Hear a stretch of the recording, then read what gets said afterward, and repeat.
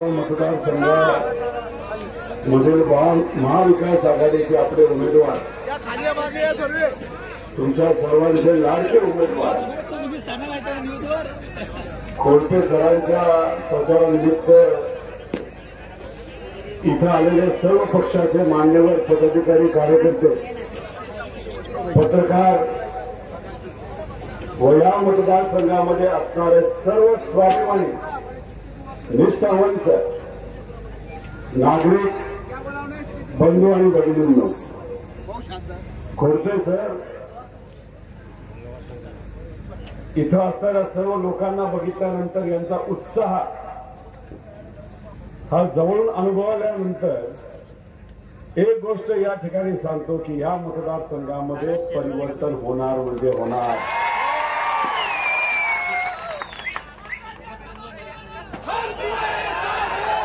आपल्याला 10 पर्यंत ही सभा संपवायची आहे. अजून अर्धा तास आहे. अनेक मान्यवरांनी आपलं मनोगत इथं व्यक्त केलं. ज्या ज्या काही इथं अडचणी आहेत त्यांनी तिथं बोलून दाखवले असते. इथं मी आपल्या सर्वांना एवढंच सांगतो, खोडके सर हे तुमचं प्रतीक आहे. खोडके सर हे सामान्य लोकांचं प्रतिनिधित्व करणारा एक नेता आहे. आणि या मतदारसंघामध्ये या इलेक्शनमध्ये आपल्याला एक सामान्य कार्यकर्ता नाही तर खोडके सरासारखा त्या ठिकाणी एका नेत्याला निवडून द्यायचे म्हणजे द्यायचंय. अनेक वर्ष आपण जर बघितले तर इथं गिरीश भाऊंना आपण सर्वांनी पाठिंबा दिला, आमदार बनवलं, मंत्री झाले. पण मंत्री झाल्यानंतर या मतदारसंघामध्ये तुमच्या सर्वांसाठी त्यांनी काय केलं? कुठलाही योग्य असा निर्णय तुमच्या सर्वांच्या हितासाठी घेतला का?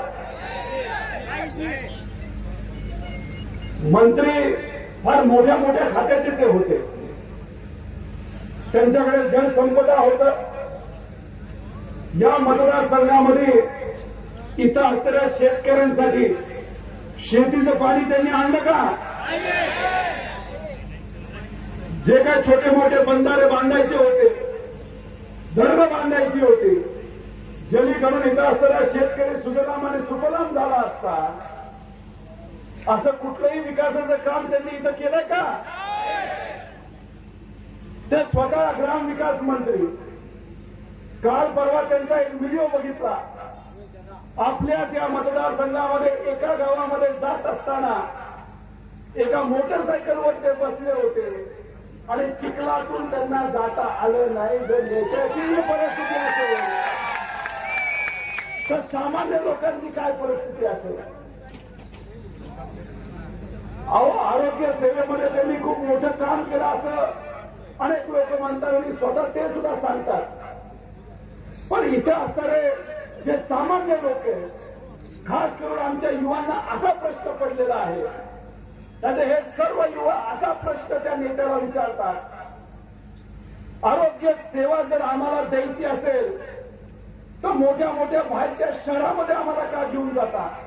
आमच्या ज्या मतदारसंघामध्ये चांगलं हॉस्पिटल तुम्हाला का आतापर्यंत बांधता आलं नाही? हा शाश्वत विकास हे करू शकले नाही असं म्हणलं जातं की ते संकट मोचक काय संकट मोचक नेते. आणि पण संकट कोणाचं सोडवता? देवेंद्र फडणवीस साहेबांना संकट आलं तर ते तुम्ही सोडवता का? तुमच्या पक्षाला आलेलं संकट तुम्ही सोडवता? अरे पण इथं सामान्य लोकांना जे संकट आले ते तुम्ही कधी सोडवणार? आमचे कपाशी उत्पादक शेतकरी इथं आहेत का नाही आहेत? काय कपासाचा भाव, काय कापसाचा भाव? 6,000 रुपये. परवडतं का 6,000 रुपयामध्ये? एका एकरामध्ये आपण सर्वजण 5 क्विंटल कपाशी तिथं काढतो. 6,000 रुपये आपल्या 30,000 रुपये एकराला मिळतात. आणि खर्च किती? तेवढाच खर्च. म्हणजे 5-6 महिने शेतामध्ये राबून पिकाला आपल्या लहानच्या पोटच्या पोरासारखा वाढून जेव्हा खऱ्या अर्थाने आपल्याला चांगला भाव मिळाला पाहिजे, मार्केटमध्ये आपला कपाशी जाऊस तर भाव पडलेले आपण सर्वांनी तिथे बघितलेले आहेत. आता तुमच्याशी बोलत असताना ऑस्ट्रेलियावरनं कापूस आज आता भारतामध्ये येत आहे. महाविकास आघाडी सरकार असताना कपाशीचा काय भाव होता आणि आता 6,000. मग आमच्या या शेतकऱ्यावर ही जी अडचण आले, हे जे संकट आले, अहो संकट मोचक नेते हे आमच्या कपाशी उत्पादक शेतकऱ्याचं संकट तुम्ही कधी सोडवणार हो? हे संकट तुम्हाला दिसत नाही?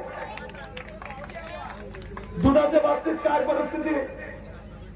5 रुपये अनुदान शासन देणार होतं. मगाशी काही युवांनी मला पत्र दिलं, त्या पत्रामध्ये लिहिले की अजून अनेक शेतकऱ्यांना 5 रुपये अनुदान मिळालेलं नाही सरकारचं.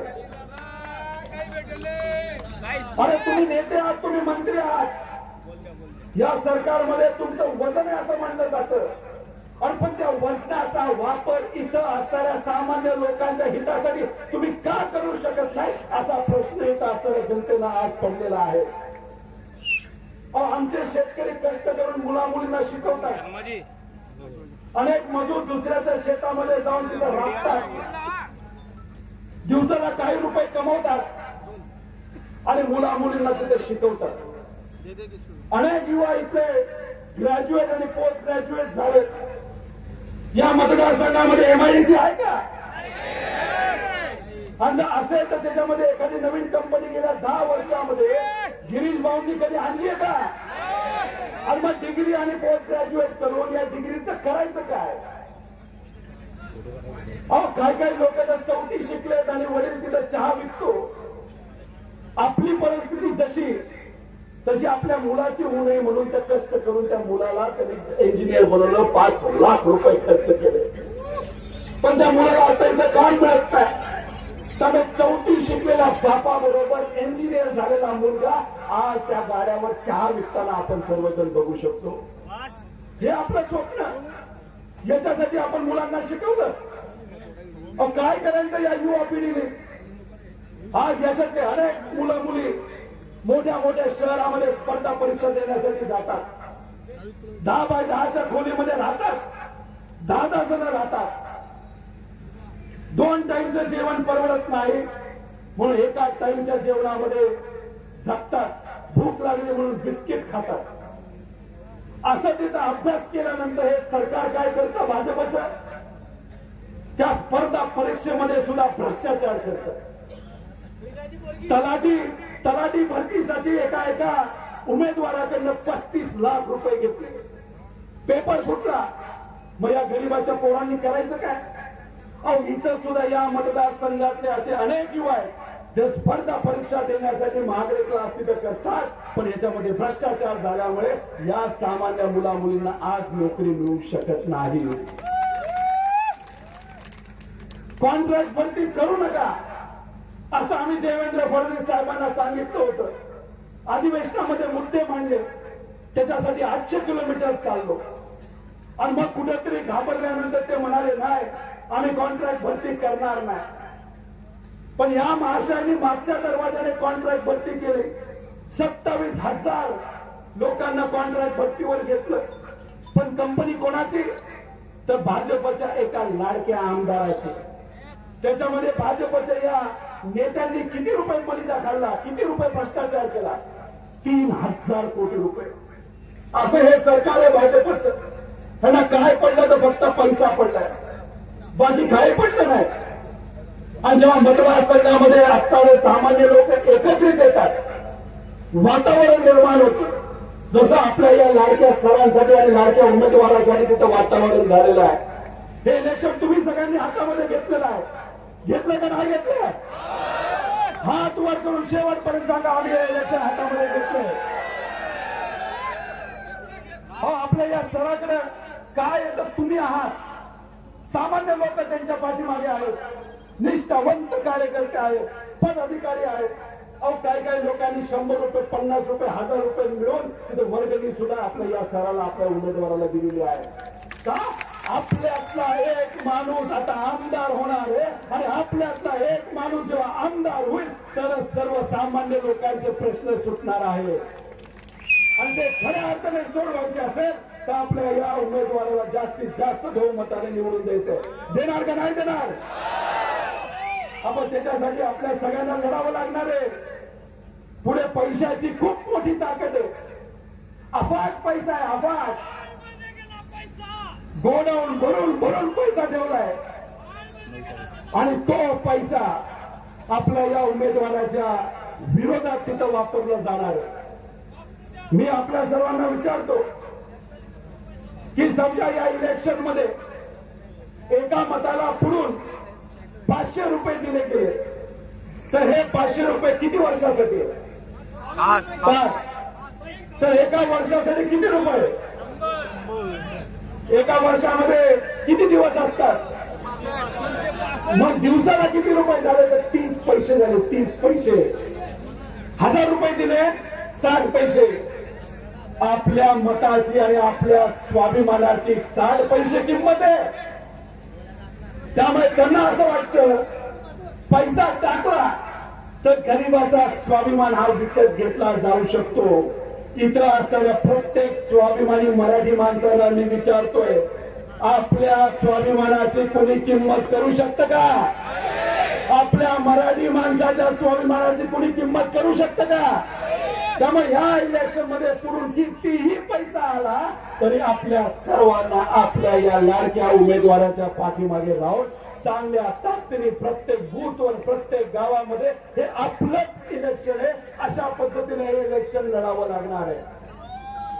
अहो, पैसा तर येईलच पण दबाव तंत्र सुद्धा खूप मोठ्या प्रमाणात इथं होणार आहे. मला असं कळतंय इथं काही अधिकारी आहेत, सगळेच अधिकारी खराब नसतात, पण काही वर्दी घातलेले काही अधिकारी आहेत ते वर्दी घालून सुद्धा त्या वर्दीचा मान सन्मान न ठेवता एखाद्या भाजपच्या कार्यकर्त्यासारखं ते अधिकारी जर काम इथं करत असतील तर त्या अधिकाऱ्याला मला सांगायचंय आणि खास करून पोलीस प्रशासनाला सांगायचंय, 20 दिवसानंतर या महाराष्ट्रामध्ये सत्ता परिवर्तन होणार आहे, महाविकास आघाडी सरकार येणार आहे. आणि जर इथं एखाद्या गरीबाला, सामान्य व्यक्तीला, एखाद्या आमच्या निष्ठावंत कार्यकर्त्याला अधिकारी जर मुद्दामून अडचणीत आणलं नाही तर खोट्या केसेस केल्या 20 दिवसानंतर महाविकास आघाडी सरकार आल्यानंतर गाठ आमच्याशी हे सर्व अधिकारी समजून घेतला पाहिजे. हा दबाव, हे दबाव तंत्र या मतदारसंघामध्ये आम्ही कधी तिथं खपून घेणार नाही. हे इलेक्शन सामान्य लोकांचं इलेक्शन आहे.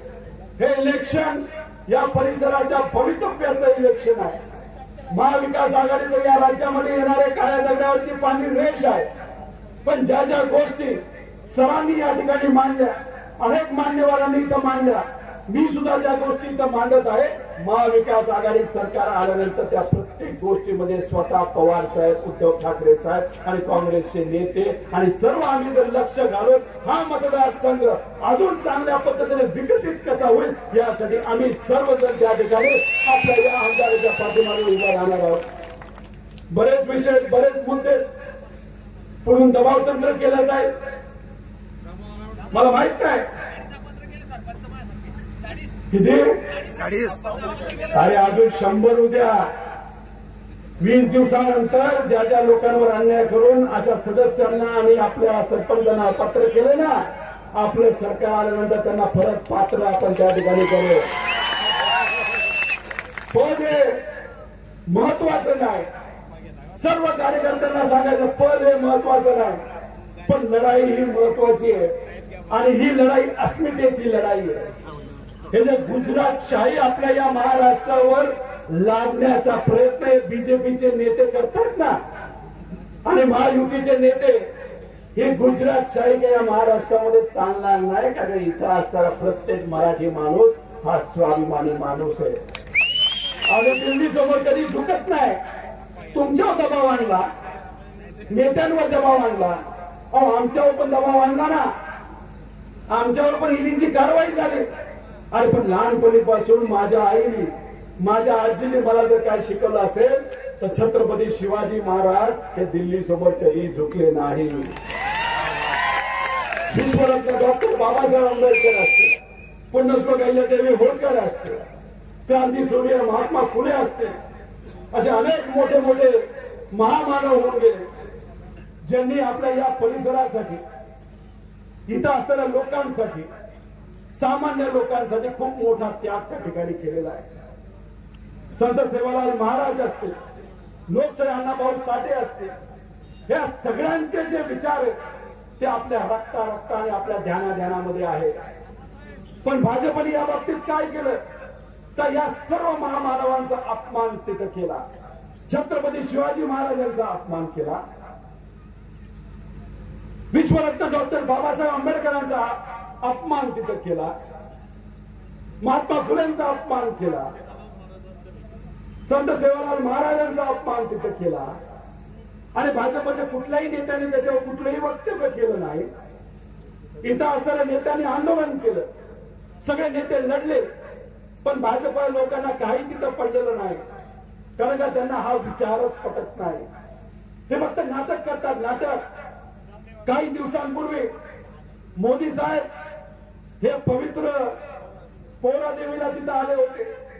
बोलता बोलता काय म्हणले की काँग्रेसच्या काळामध्ये जो बंजारा समाज आहे त्यांना क्रिमिनल यादीमध्ये ठेवलं होतं. काय, कुठली यादी? क्रिमिनल यादीमध्ये. अहो मोदी साहेब खोटं का सांगताय तुम्ही लोकांना? हे काय काँग्रेसच्या काळात नव्हतं, हे ब्रिटिशच्या काळामध्ये होतं. आणि का त्यांना क्रिमिनल यादीमध्ये ठेवलं होतं माहितीये का? एवढ्या बलाढ्य शक्तीच्या विरोधात ते सामान्य लोक, हे विविध समाज, याच्यामध्ये बंजारा समाज सुद्धा होता, हा ब्रिटिशांच्या विरोधात या मातृभूमीसाठी लढत होता. अरे हे सत्य लोकांना तुम्ही सांगा, हे सत्य तुम्ही लपवता, त्याच्यावर तुम्ही राजकारण करता, हे आम्हाला कधीही तिथं पटणार नाही. और राजपूत समाजाच्या बाबतीत सुद्धा असंच काहीतरी ते बोलले. गुजरातमध्ये एक नेता राजपूत समाजाच्या विरोधात काय बोलला? ब्रिटिश काळ या राज्यामध्ये, देशामध्ये असताना हा राजपूत समाज आणि ब्रिटिशचे काही अधिकारी संगम मताने त्या ठिकाणी तिथं काय गोष्टी करत होते. हा खोटा इतिहास लोकांसमोर आणताय का? तुम्ही विविध समाजाला तुम्ही तिथं बदनाम करताय. भाजप अशाच पद्धतीने काम करत आणि भाजपने कधी आपला तिथं विचार केला नाही, या महाराष्ट्राचा विचार केला नाही. 2014 पासून सत्तेत आल्यापासून आतापर्यंत त्यांनी जर कोणाचा विचार केला असेल, फक्त गुजरातचा विचार केला, फक्त गुजरातचा. हो, आपली मुलं, गरीब मुलं जिल्हा परिषदेच्या शाळेमध्ये जातात. आपल्या सगळ्यांची अपेक्षा काय असते? सरकारकडनं ज्या ज्या गोष्टी त्या विद्यार्थ्यांना मिळतात, गणवेश मिळतात, ते व्हेरेवर मिळावे, चांगल्या क्वालिटीचे मिळावे. अहो आम्ही विषय मांडत होतो अधिवेशनामध्ये, आम्ही म्हणलो होतो आमच्या या विद्यार्थ्यांना चांगल्या क्वालिटीचं महागडं असं कॉटनचं कापड वापरलेले गणवेश द्या. पण नाही, त्यांना तसं काही करायचं नव्हतं. त्यांना इथं असलेल्या शेतकऱ्यांनी पिकवलेला कपाशीमधून बनवलेला कापड जर गरीबाच्या मुलाला द्यायचं आम्ही म्हणत असो तर यांना मान्य नव्हतं. यांनी काय केलं तर यांनी गुजरातवरनं कापड आणलं. गुजरातवरनं कापड आणल्यानंतर ते सुद्धा कॉटनचं नाही, कुठलं ते रेक्झिनचं कापड आणलं आणि ते गरीबाच्या मुलांना तिथं गणवेश म्हणून दिलं. अजूनपर्यंत 50% मुलांना गणवेश मिळाला नाही. आणि जो गणवेश मिळाला तो वेडा वाकडा मिळालेला आहे. तिसरीतल्या मुलांना पहिलीतल्या मुलाला तिसरीतला, असं हे सरकार जिथं मिळेल तिथं फक्त यांना पैसा खायचा आहे आणि तो पैसा फक्त इलेक्शनसाठी वापरायचा आहे. गेल्या 1.5 वर्षामध्ये या महाराष्ट्रामध्ये 50,000 कोटी रुपयाचा भ्रष्टाचार झालाय आणि या इलेक्शन मध्ये ते 6 ते 7 हजार कोटी रुपये तिथं वापरतील इलेक्शन मध्ये. आणि या मतदारसंघामध्ये सुद्धा खूप मोठ्या प्रमाणात पैसा हा येणार आहे. पण कितीही पैसा इथं आला तरी सुद्धा मी आपल्या सर्वांना विनंती करतो की आपला जो उमेदवार आहे तो एकदम सामान्य कुटुंबातला आहे. त्यामुळे खोडपे सरांच्या पाठीमागे फक्त तुमची लोकांची ताकद तिथं लागणार आहे. लोकसभेमध्ये सुद्धा 150 कोटी रुपये महायुतीच्या नेत्यांनी त्या मतदारसंघामध्ये खर्च केला होता. पण तरी सुद्धा स्वाभिमानी मराठी माणसांनी 31 खासदार आपल्या विचाराचे तिथे निवडून दिलेले 31 खासदार. आणि मग आज सुद्धा तीच लढाई आहे. फक्त राज्याचं इलेक्शन आहे आणि राज्याच्या इलेक्शन मध्ये पैसा कितीही वापरला फक्त आपल्याला एकत्रित यायचंय.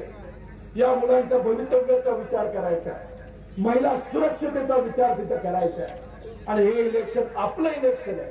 आपणच खोडपे सर आहोत. अशा पद्धतीने हे जर लढलं तर मला असं वाटतं कमीत कमी आपल्या खोडपे सरांची लीड ही 50,000 त्या ठिकाणी असू शकते. पूर्ण अपप्रचार केला जातोय.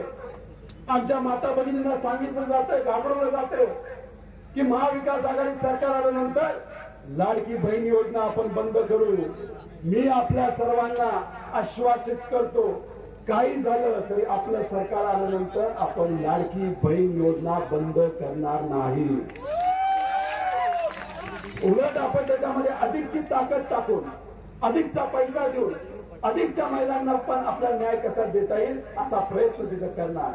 पण हा प्रयत्न करत असताना, ही मदत करत असताना आमच्या लाडक्या बहिणीच्या मुला मुलींना हाताला काम कसं मिळेल, शेतकऱ्याला हमी भाव कसा मिळेल, आरोग्याचे विषय, आरोग्याच्या अडचणी कशा सुटतील, विद्यार्थ्यांच्या अडचणी कशा सुटतील, त्याच्याबरोबर आमच्या माता भगिनी सुरक्षित या महाराष्ट्रामध्ये परत एकदा कशा फिरतील यासाठी महाविकास आघाडी येत्या काळामध्ये तिथं काम करणार आहे.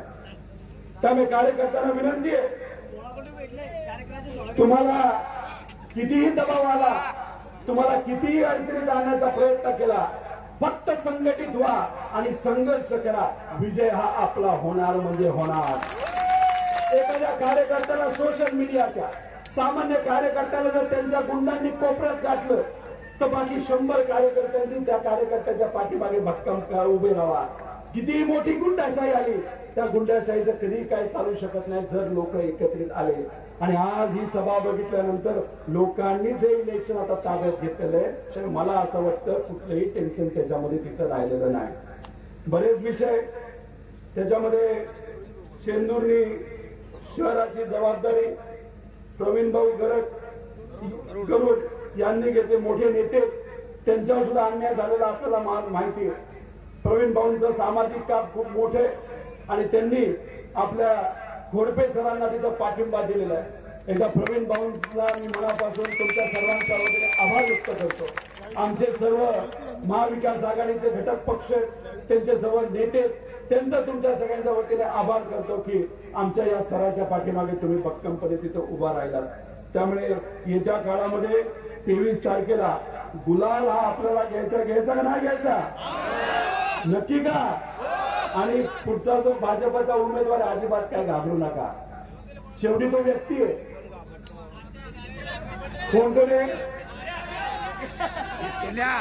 जास्त एखाद्या व्यक्तीमध्ये दम असेल ना, दम, तर पिस्तूलची काही जरूरत नसते. लोकांना घाबरवण्यासाठी तुम्ही पिस्तूल घेऊन बाहेर जाता.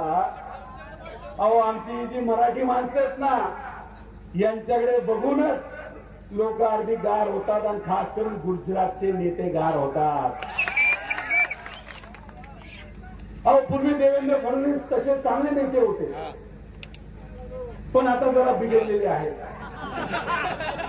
कुणी बिघडवलं त्यांना? कुणी बिघडवलं?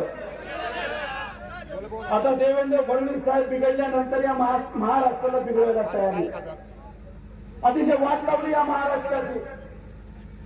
म्हणजे ज्या ठिकाणी लोकशाही होती, आता लोकशाहीपेक्षा आता व्यवहार पुढे करताय. ह्याला विकत घ्या, त्याला विकत घ्या, अशा पद्धतीचे वक्तव्य ते करतात. अहो, ते स्वतःला काय म्हणतात? नवा युगाचे अभिमन्यू. अहो, अभिमन्यू काय असतं ते गोल गोल ते चक्रव्यूह, चक्रव्यूहच्या आत जाऊ शकतात पण बाहेर निघू शकत नाही ना. आमचे सामान्य लोक, बेरोजगारी, महागाई, त्यानंतर शेतकरी, कष्टकरी, हे सर्व अडचणीच्या चक्रव्यूहात तिथे अडकलेले आहेत. त्यामुळे हे देवेंद्र फडणवीस साहेबांचे आजचे जे अभिमन्यू आहेत ते आमच्या शेतकऱ्याला तर याच्यातून बाहेर काढणार नाही. जर बाहेर कोणी काढू शकतं ते फक्त फक्त महाविकास आघाडीचे नेते आणि आदरणीय पवार साहेब आहेत, उद्धव ठाकरे साहेब आहेत आणि काँग्रेसचे नेते.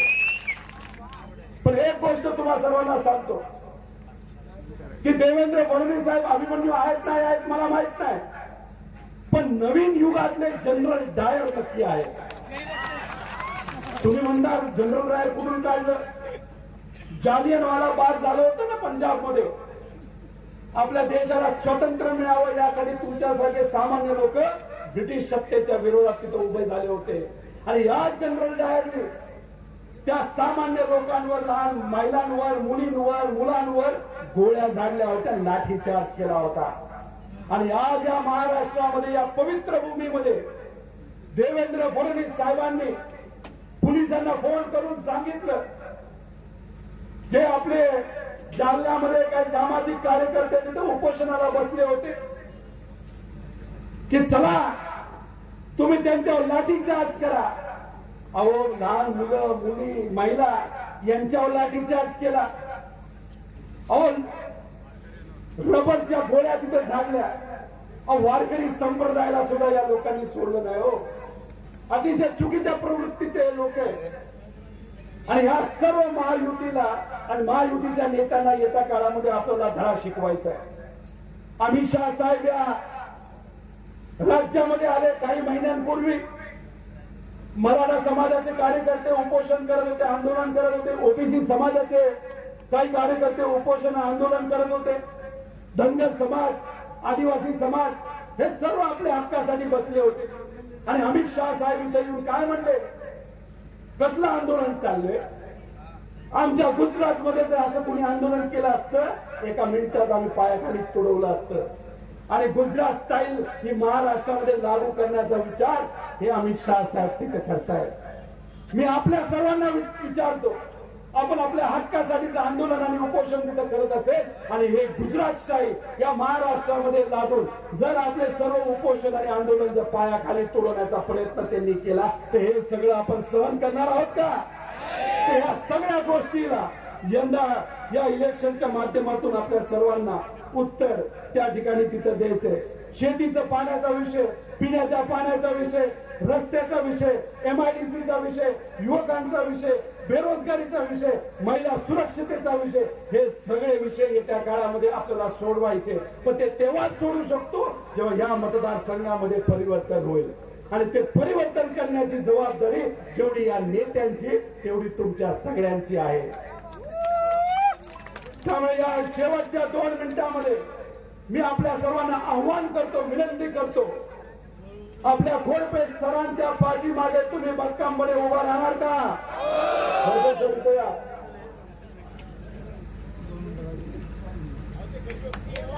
चांगल्या गरीब व्यक्तीच्या पाठीमागे ज्यांनी समाजाची सेवा केली, शिक्षक म्हणून दिलं काम केलं, समाजामध्ये वावरत असताना कुठलाही कलंक या आपल्या उमेदवारावर नाही, अशा चांगल्या व्यक्तीला आपल्याला पाठिंबा देण्यासाठी हे इलेक्शन तुम्हाला सर्वांना ताब्यात घ्यायचे, हातात घ्यायचे. आणि जर हे इलेक्शन तुम्ही सर्वांनी हातात घेतलं तर विजय 100% त्या ठिकाणी आपल्या सर्वांचा.